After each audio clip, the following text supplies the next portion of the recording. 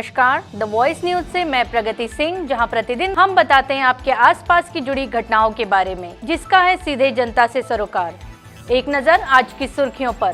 दमनदीव के सांसद उमेश भाई पटेल ने खानवेल के पीड़ित परिवार से मुलाकात की। प्रशासन द्वारा किए गए डिमोलेशन के इस तरह के कार्य को लेकर उन्होंने कड़ी निंदा की। पीड़ित परिवार को हर तरह के सहयोग का उन्होंने भरोसा दिलाया।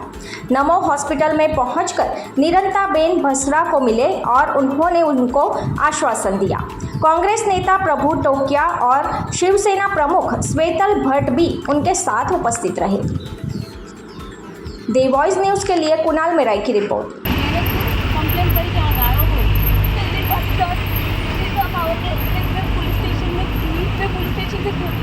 उसके बाद निशा भाव ने कॉल किया और जो भी बात हुआ मेरे पास रिकॉर्डिंग है, जो भी बात हुआ मेरे पास रिकॉर्डिंग है। कैसे कैसे कंप्लेंट कर सकती है कि मेरे को कुछ नहीं किया मैंने। मुझे उधर से मैंने सिर्फ मेरे घर को बचाने के लिए जो किया ना, मैंने घर को बचाने के लिए मतलब जबरदस्ती मेरे को लेके गए। क्या क्या किस बेसिस पे लेके गए? क्या वारंट है उनके पास? किस बेसिस पे वो लोग लेके गए? बालक ने लोग को एवी रीते पकड़ीने लई नहीं जाए। ऐसे माइनर्स को कैसे लेके जा सकते?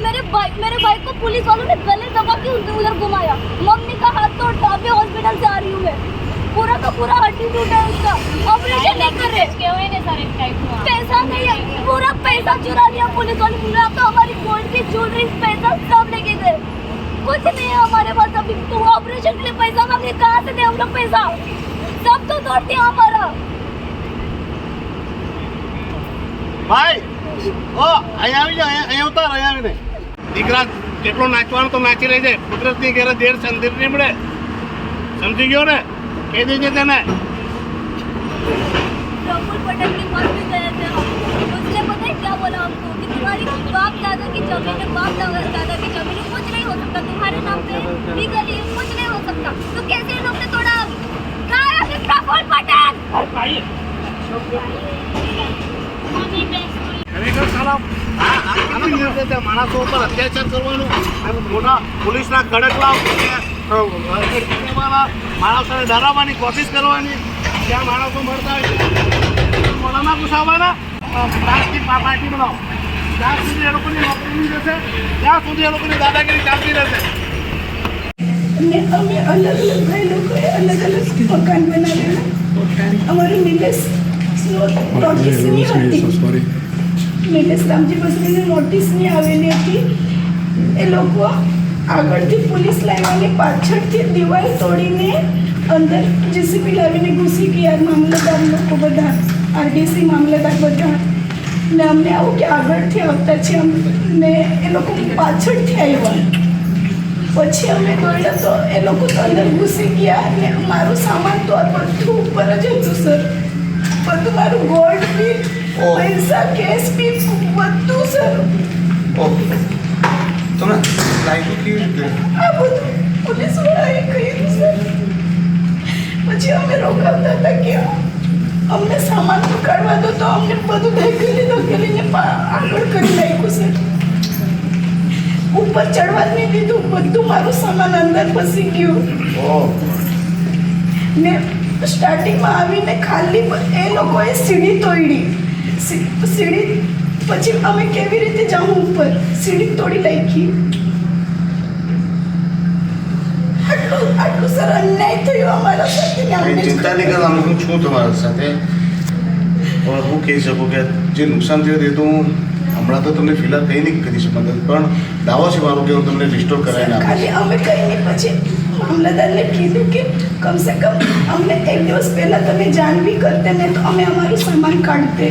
અમને કંઈ આઈડિયા જ નહીં હતી કે આવવાના છે. ને સવારે એ લોકો 6 વાગે પહોંચી ગયા. પછી જેટલું મારું કપડાં હતા તે મેં તો કાઢ્યા ને મોટું સામાન બધું, એટલે બધું જ એમાં હતું. તમને કંઈ મદદ બીજી હું કંઈ કરી શકું?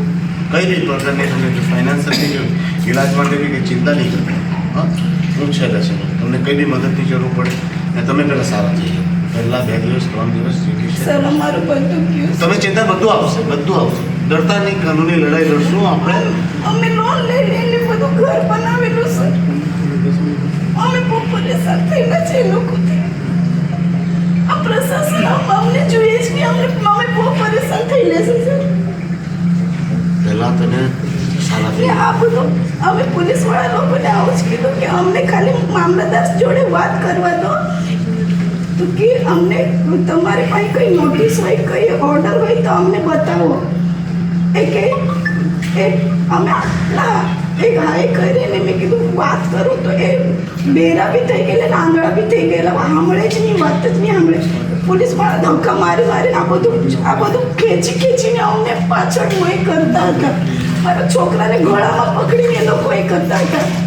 ઉમેશભાઈ, આજ જે તમે ખાનવેલ ગયા હતા, ત્યાંની શું સ્થિતિ છે અને શું કહેશો? एक्चुअल में कल जो निर्दयतापूर्वक क्रूरतापूर्वक दादरा नगर हवेली दमन दीव के प्रशासन ने अमानवीय कृत्य किया, इसको अमान्य कृत्य कहा जाएगा कि मानसाई को और मानवता को शर्मसार करने वाली घटना को अंजाम दिया दमन दीव दादरा नगर हवेली के प्रशासन ने। और आप देख रहे होंगे कि ये प्रशासक प्रफुल्ल पटेल जब से आया है तब से हमारे प्रदेशों का सर्वनाश उन्होंने किया है। और दादरा नगर हवेली में तो कुछ ज़्यादा ही उन्होंने अत्याचार किए हैं। आदिवासियों के जो भी लोग हैं, ऑफिसर रहे हो या नेता रहे हो, उन पे उत्पीड़न का ऐसा अत्याचार किया कि लोगों ने आत्महत्याएं कर ली, अधिकारियों ने आत्महत्याएं की। प्रशासन के उत्पीड़न के कारण महान नेता हमारे मोहन भाई डेलकर जी ने आत्महत्या की और काफ़ी सारी घटनाएं प्रशासन की वजह से घटी। ऐसी ही घटना कल खानवेल में हुई। कहा जा रहा है कि ऐसा नंगा नाच प्रशासन ने नाचा कि मानवता को भी शर्मसार होना पड़ा।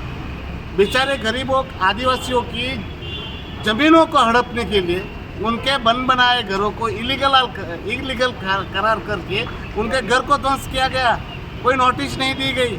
हमें जब पीड़ित परिवार ने बताया कि उन पर तो कोर्ट का भी कुछ मामला चल रहा था, और अब नीति नियम कायदे कानून कुछ नहीं मानता ये प्रशासन।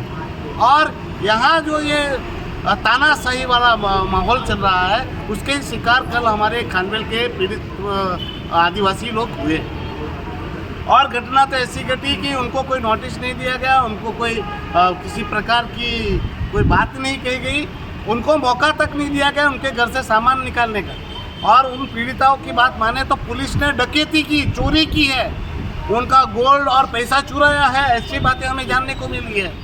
तो अब जो है प्रशासन वो डकैत हो गया है, चोर हो गया, लुटारा हो गया है। और उनके मासूम बच्चों को, माइनर बच्चों को मार पीट कर पुलिस ने अमानवीय रूप से उनको जेल में बिठाया, ऐसी बात हमें जानने को मिली है। ऐसी बातें जो है ये प्रशासक प्रफुल्ल पटेल के प्रशासन को शर्मसार करता ही है, हमारे प्रदेश को शर्मसार करता है।